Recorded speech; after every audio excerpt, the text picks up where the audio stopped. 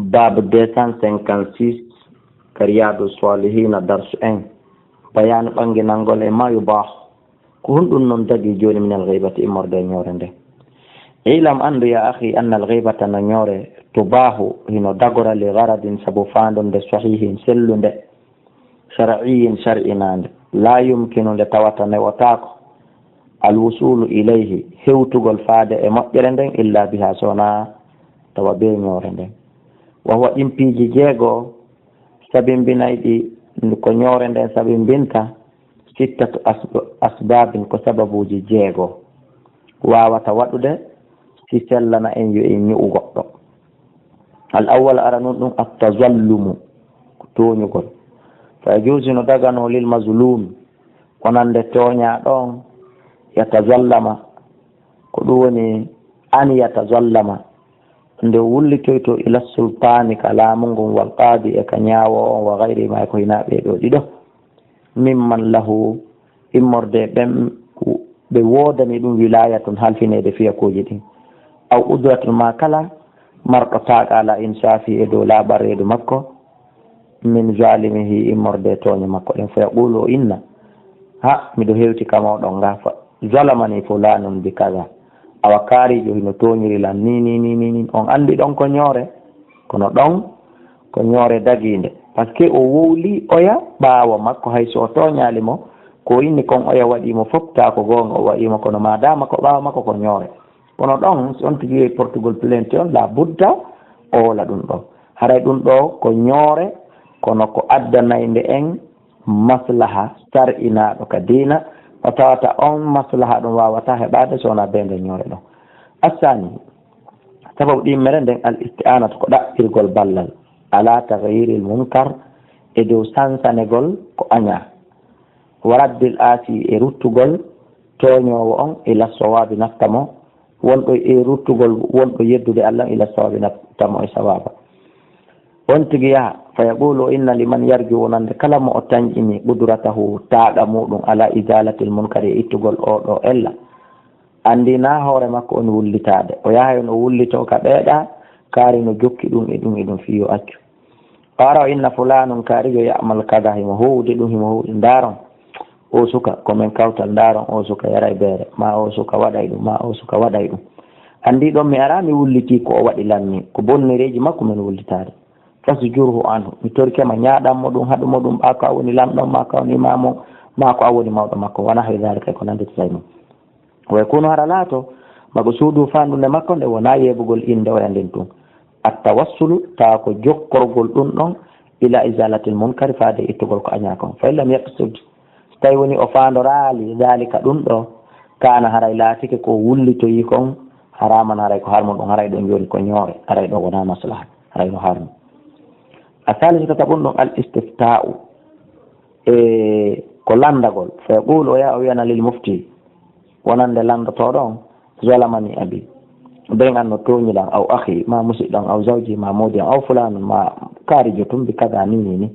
فلو ذلك إكي إنه هانني مكأهو وسدو وما طريقي كندوني لا والأنغل من برك سورتي أن في الخلاص منه إلا بقول يالتا إكوكو وإلا ما كوكو بإلا وتحصيل حقي كلا والهنغول مريرة هتا حقي أنه ودفع الظلم يدنيغول تونيا دمي تونيا دي ونحو ذلك يكون ننتسل فهذا عنده ولي تندد وكدي وولي إن دبي باو مقبي جائز ندد وكدي ندغني في ندل الحاجة سبو حاجة ونكو ندد كويم ولكن نكون الأحوط كوادغول حق الله والأفضل كبري مؤيد أن يقول كنده وياتا ما تقول في رجل أن يقول كنده وولويتا ما تقول konko wowluɗa fi rajulin e oɗo neɗɗo aw shaksin ma oɗo gorko aw shaksin ma ɗum neɗɗo aw zawjin ma ɓeygu kana laatike min amrihi ta fiyake makko on kaza koni fa innahu haray ɗum yahsulu bihi o heɓiri sabu ɗum ɗon algaradu fandude nden min gayri ta'ayyinin ko alda e toɗɗagol wa ma dalika wondude ɗum fa ta'ayyinu toɗɗagol ngol kadi haramu maali haray kadi de ɗum kadi jaisun no dagi kama sanadkuruhu won woni en jantoto ɗum fi hadisi hindi ka hadisi hindi inchallahu taala si allah tabaraka wa taala jaɓi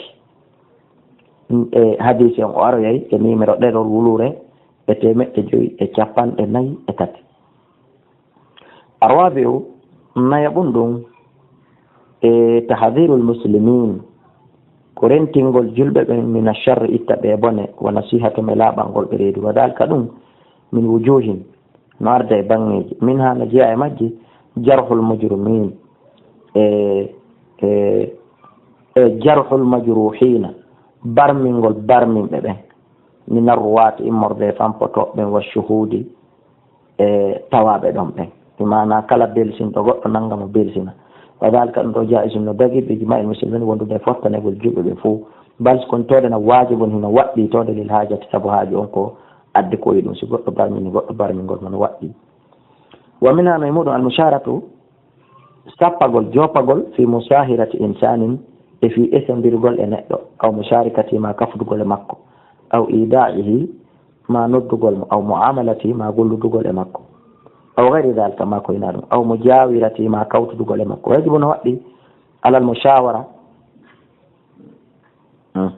wa min hano e muɗum afwan almushawarata diisondirgol wona jopagol ko diisondirgol arten noon ka wonnoɗen ɗo wa yajibu no waɗɗi alal mushawara e dow diisondirgol alla yukfa fi wata suuɗo haalahu alhaali on tigi on bal kono yadkuru jantoto almusawa'a wonɗo diisade on allati nde hunde fiihi nde woni e muɗum bi niyatin nasiha sabu anniye laaɓal reedu wa min hano e muɗum ida ra'a so tawi woni o yii mutafakkihan e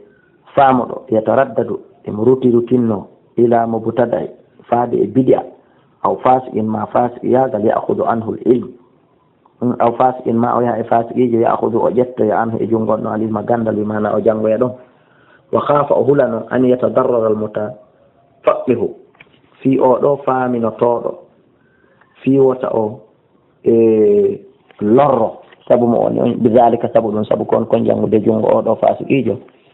haray ɗon kadi fa alayhi to fawi bo nasihatuhu laaɓangol mo bi bayani haalihi sabu ɓanginalngol almudo on alhaali karamokojo mon janngoyde e muɗum on bi sarti noon an yaɓsida nde fandorto waɗugol ɗum an nasihata laaɓal haɗana jattugol o yatun almudo wa hada ɗum ɗo mimma yuhlas fi ko jeeya ɗum yuhlato fi ko jeeya ɗum e ko wona jillodireede e muɗum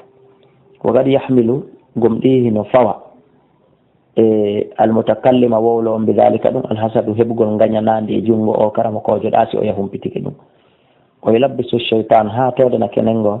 seytane hino jilɓina alayhi e hoore makko dalika ɗum nadamo o jiɓayeji o yuhayyilu ilayhi o hoylitanamo piiji ɗin annahu wonde kanko nasihatun ko laaɓal reedu o woni faliyata fattan li dalika haray yo kanko neɗɗon yo ƴoƴan ɗum moƴƴa wa min hano e muɗum an yakuna lahu nde laatantomo wilayatun hoorejo lanɗo masalan la yaɓumu biha haraw ala daranade laamu ngun ala wajihi ha e alhaali no lamminira noon imma bi alla yakuna salihan imma hara o wonali ko o moƴƴuɗo wonɗo moƴƴinde laha e laamateri makko ndi wa imma amma bi an yakuna nde o laatto fasiqan fasiqejo aw mughaffalan ma welsindiɗo e ko laami kon wona hesal e ko nontata e ɗum haray ɗo kadi fo yajibu hina waɗɗi e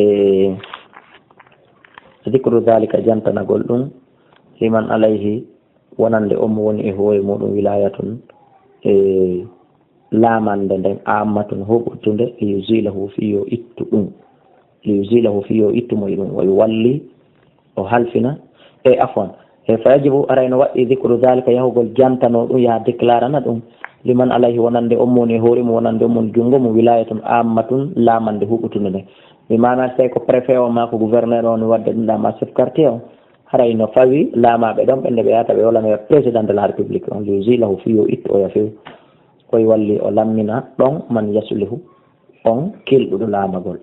aw ya'lama dalika ma do o anda ɗum ɗon min immorde makko o ittoymo o ittatamo o anda li yuamilahu fi yo golludu e makko bi muqtada haalihi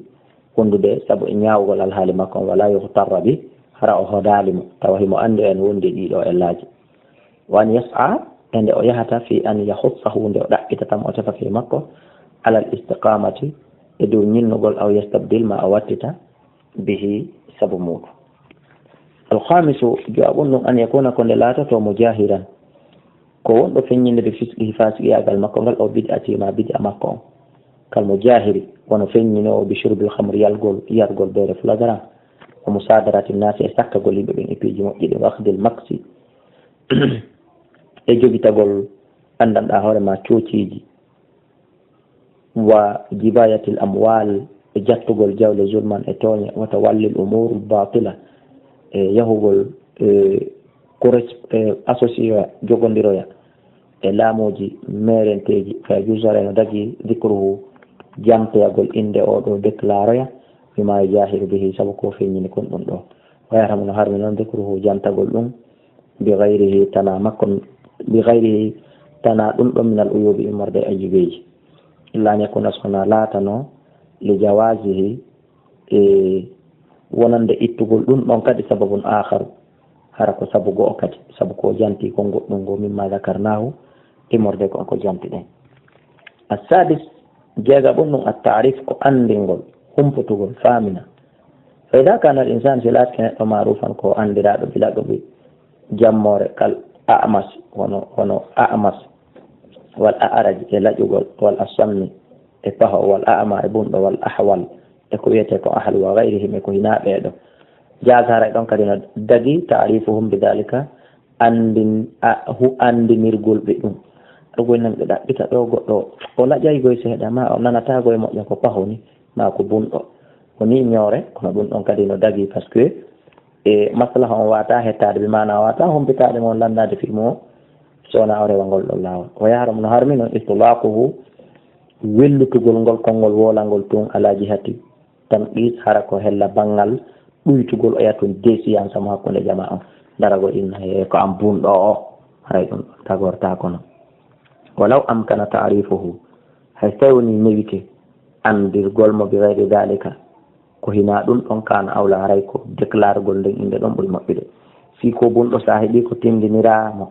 fi makko ha yimɓe ɓen anda hara na wigol ko bunɗogoy mako mo yitere wotere mako laƴowo mako mo koyngal gotal sa heeɓi ko tindinirana yimɓe ɓen ɓe anda hara na ɗum ɗon haray ko wolugol konko heɓuɗa ɗon ɓuri moƴƴude kana awla dalika kana awla fa hadi sittat asbabin ko ɗiɗo sababuji jeego zakara hal ulama woni ko jomiraɓe jande ɓen janti wa aktaruha ko ɓuri ɗuɗude ko e majji mujma'un alayhi no moƙodiri e mum dalailuha e dalilaji mum ɗi min al ahadis immorde hadiseji a sahihata selluɗe mashhuratul lulluɗe fa min dalika no jeeyama hadiseje ɗen an aishata ko ƴetta enen aicha radiallahu anha anna rajulan wonde no gorko go istadana o disinino ala nabi ka annabajo allah sallah sallam fa qala wi idanu lahu nelaɗo maki yananemo bi'sa akhul ashirati e boni e musiɓɓe o ɗo wuridaɓe muttafaqun alayhi ihtajja bi dallinori ɗum ɗo al-Bukhari fi jawasi e dagagol ghaybati ahli al-fasad e wirnandeji yimɓe bonnoɓe wa halir raybi e yimɓe sikke ɓen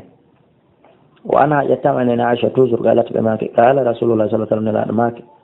ma azunnu fulanan wa fulanan mi sikka kaari e kaari yaari fani heɓe andi min dinina e morde ka dina men cheyan ha yehunde andi ɗon ɓe woli inɗe ɓe e ɓawa maɓɓe e kono ɗum ɗon hino dagi ndaron kaari e kaari mi sikka on andi fus e ka dina men kono ko ɓe woliri na wirtogolɓe ko fiyo ɓen wonɓe ɗon kippuno ɓeeɗa andira rawahu al-Bukhari qala Lays bun Sa'di ahadu ruwati hada al-hadis o ko goto e filliɓe ɓen o hadis wa hada ni rajulani wo ɓe worɓe ɗiɗo kana min al-munafiqin ɓe jeyama e nafiqi riwaya gogo ko noon nelaɗo makiri wan fatimata ƴettama e fatimata bint Qays radiallahu anha anhuma qalat o maki radiallahu anha ataytu nabiya mi ari ga nabaji allah sallallahu alaihi wasallam fa qultu min inna abal jahal anduna aba jahal o wa muawiyata khatabani ɓe ɗiɗo kala ɓe tori kela kono mi warra nelaɗo kombo hara mi suɓoto faqala rasulullah sallallahu alaihi wasallam maki amma muawiya mi laɓante koy fa su'ulukun ko baso lamala lahu umara jawri fus ko miskin ɗum ɗon hoore ɗum suɓotoɗam wa ammal abul jaham amma oɗo fala yada'ul asa o wallinta sawru few an atikihi e gaydande makko ne ɓe mana o piya ko himo piya tum kala mo suɓotoɗa e maɓɓe ko hori ɗum ɗo muttafaqun alayh andi o woli e ɓeya ayibeji wonɗi e maɓɓe ɓaawo maɓɓe kono ko laaɓal reedu mana nañoore ɓe faanditori wa fi riwayatil muslim ari riwaya muslim ne laaɗo maake o amma abul jahami amma o fa darrabul linnisa'i o piyay fittambone owa tafsir ko ɗum woni firo li riwayatin fillaye wi gongol la yadal asa o wallinta sawru an ita an ata an atiqihi e gaydande makko nde wa qila wiyama ma'anahu kasirul asfar mana ko ɗuɗɗo piwol wan zaid jettama zaid bun arqam radiallahu anhu qala wi kharajna min yaltunu ma rasulillah wonde nelaɗo sallah sallam fi safare e nder voyage asaba annasa heeɓi yimɓe ɓe fi e nder voyage o shiddatun tampere moƴƴa fa qala abdoullahi bun ubayi oɗo maki la tunfigu wata on dépense wata on okkor alaman inda rasulillah e jungo ɓe nelaɗo ɓe hatta yan faddu ha ɓe sakitoɓe fof ɓe haɓana tan okkolu fus wa qala wi leyra jana wallahi serutu kelel madinate lekre jannal asu tedduɓe ɓen yaltinayi min ha madina al adalla hoyɓe ɓen ɗum ko kamɓe ansariyanko ɓen o faandi tedduɓe ko nelaɗo sahabaɓe hajirinaɓe woni hoyɓe ko faandi fa ataytu rasulallah min kadi mi fewni ha ka nelaɗo fa akbartuhu be dalika mi hompitimo ɗum ayi o yeehi o fillike ko oya huuwi ɗum ko ñoore kono ɓe mana ko wullikande ko déclare ko fa arsala nelaɗo neli ila abdoullahi bun ubayi fajtahada o tinnori yaminahu wondore makko nde wonde ma faala kanko wolano few abdoullahi bun ubay bun salul ɓa on elama fimo wari o tinnori wondore wo ko fenade fa ɓaluɓe inni kadaba zayd rasulullah sallam awa joni zayd fenanina laaɗo fa waɗa fi nafsi yani ka wonki an mimma ɓaalawuhu immorde ko ɓe woli kon ɗum yani an siddati mi sattir moƴƴa satti en hatta anzala allahu taala ha allah tabaraka taala jippini aya tasdiqi gongil golla ida jaaka almunafiqun haka aya on hatti ɗon tumma da am refti nodduɓe annabi sallallahu alaihi wasallam nelaɗo allah liyastahfira lahum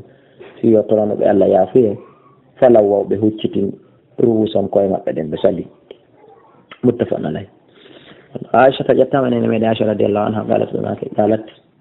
wonde wi hindu imra'atu abi sufyana o wiyani lin nabi annabaji sallallahu alaihi wasallam inna aba sufyana nelaɗo andu aba sufyana moodi a rajulun ko gorko shahihun nderero walaysa yu'tini o wonali himo okkoralan dépense ma yakfini ko wawatalan yonande gaynanalan min o waladi e ɓiɓɓe am ɓe ɗulla himo mari jawdi illa ma khadtu minhu so wona mi wujjamo alegoy mi jattamo mi ɓeydita dépense ji ɗin wawata o kanko la yalamo anda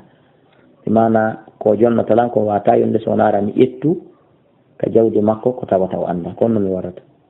qala nelaɗo maki huudu yahu ƴetta ɓawa makko wara o anda ma yakfiki konko waway ma gaynande o waladaki e ɓiɓɓe maɓe bil maruf no moƴƴiri muttafaqun alayh sonnaji so tawi mawdi makko no mari moyen moƴƴa no yaajira jaɓata liɓude dépense ko yonata jaɓata holtinde no sellani sonnaji on ka o tirata ka jawdi mawdi makko ko wujjata ndi e gunɗo o yaha o sooda embere ko ɓe gasata ɓornade ko ɓe gasata ñamude na noon yahugol wujja ɗon ko soodira basenji ma ko soodira tewu ma ko liɓiroya susu ma ko okkitiroya ma ko nelda aray ɗum ɗon hana haray ɗum ɗon ko nguyka ko fi embere ñamete waɗeteɗo on ka reedu ñamete hawruɗo e ɓornateri ɓornetedi tawdi watake gasede ɓawa muɗum ɗum ɗo si jongalle on jonnali hara mo mari moyen wiɗen kadi hara mo mari hara o sali e fillitode hara mo mari o sali haray ɗum sellani sonnaji on ka wujjata embere ɗum ɗon o mara bakkatu muttafaqun alayhi hadis on ko fattanaɗo e muɗum wallahu a'la wa